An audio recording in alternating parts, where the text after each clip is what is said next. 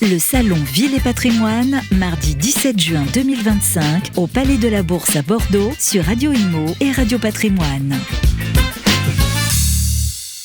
On est au cœur du salon Ville et Patrimoine ici à la Bourse de Bordeaux.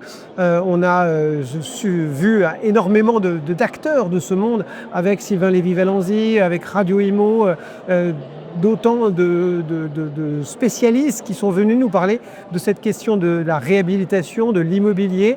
Et on va terminer cette journée en recevant deux patrons de chambre, parce que les conseillers en gestion de patrimoine, ce sont eux qui sont les premiers concernés par cette manifestation. Le premier président que l'on reçoit, c'est Yves Vazin. Bonjour Yves. Bonjour Cédric. Merci d'accorder quelques minutes à Radio Patrimoine et Radio Imo. D'abord peut-être rappeler l'importance de la composante immobilier dans ce qui constitue bien sûr l'économie française, mais de façon inhérente presque aussi, la gestion de patrimoine, le patrimoine des épargnants français.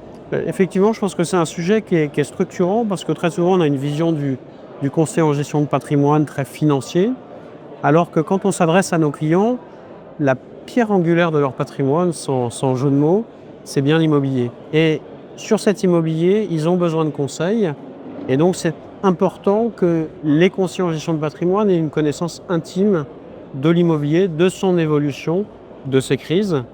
Et cette présence au salon donne tout ce sens. Ce salon, c'est pas simplement un salon de l'immobilier comme il y en a d'autres, c'est un salon qui est vraiment sur la régénération, sur la réhabilitation du bâti, sur l'ancien, etc. Ça aussi, c'est quelque chose qui patrimonialement a du sens. Alors oui, et pour nos clients, plus que l'immobilier de défiscalisation, j'achète un appartement dans le neuf, l'immobilier cœur de ville, l'immobilier la pierre, l'ancien, c'est quelque chose qui parle. Et d'ailleurs, souvent, nos clients nous demandent des conseils sur qu'est-ce que je fais de l'appartement que j'ai en location, est-ce que je dois le rénover.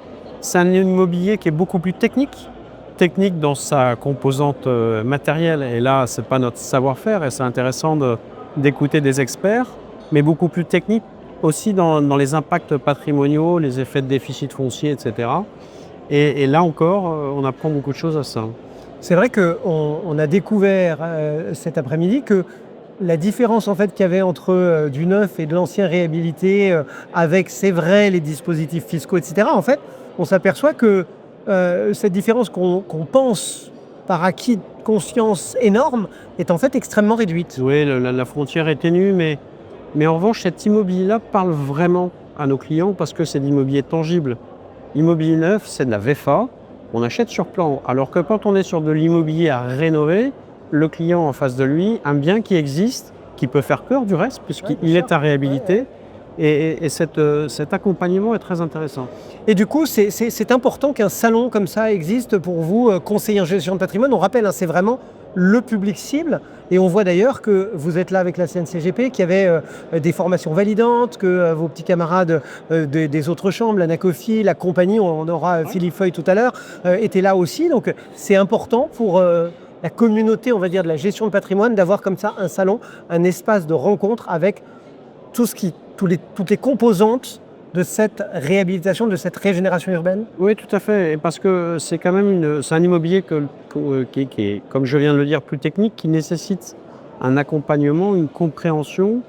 Et c'est pas à la portée de tout le monde de pouvoir accompagner. Plus que de faire un Pinel. Mais voilà, sans être réducteur sur le Pinel, mais la démarche est moins fiscale que patrimoniale.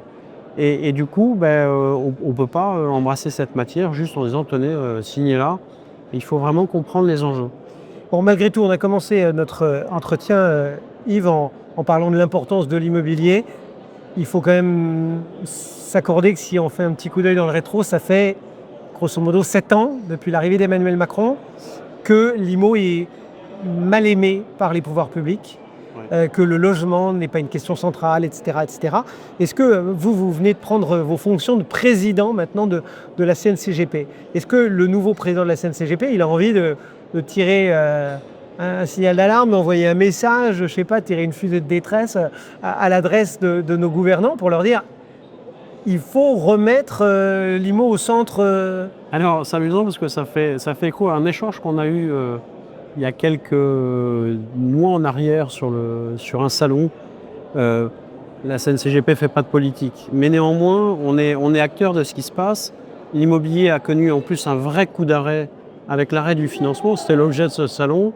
Et notre accompagnement, c'est un accompagnement de temps long. Et quand on voit justement cette inertie dans la prise de décision pour relancer l'immobilier, c'est effectivement inquiétant. Et oui, en tant que d'abord conseiller en gestion de patrimoine et éventuellement élu, je pense que c'est important qu'on alerte les autorités publiques, mais ils le savent, sur l'enjeu de l'immobilier. C'est de la politique finalement au sens noble. Au sens La politique politicienne. Ouais, c'est au sens pratique. L'immobilier a besoin d'un soutien. Et ce salon, il est d'autant plus vertueux, c'est qu'il est résilient. C'est une forme de résilience, de lutte dans un climat qui est extrêmement complexe pour beaucoup d'opérateurs immobiliers. Et c'est pour ça que le soutien que l'on apporte, CNCGP, mais autres associations, me paraît extrêmement important. Merci Yves. Merci beaucoup. Yves Cédric. Mazin, donc le président de la CNCGP ici, presque le local de l'étape. Alors, non, Philippe aussi. Oui, mais il y a 2 locaux. Voilà, c'est ça. Voilà. 2 locaux de l'étape vont clore ce salon sur Radio Imo et Radio Patrimoine. Merci beaucoup. Merci Yves. Cédric. Le salon Ville et Patrimoine, mardi 17 juin 2025, au Palais de la Bourse à Bordeaux, sur Radio Imo et Radio Patrimoine.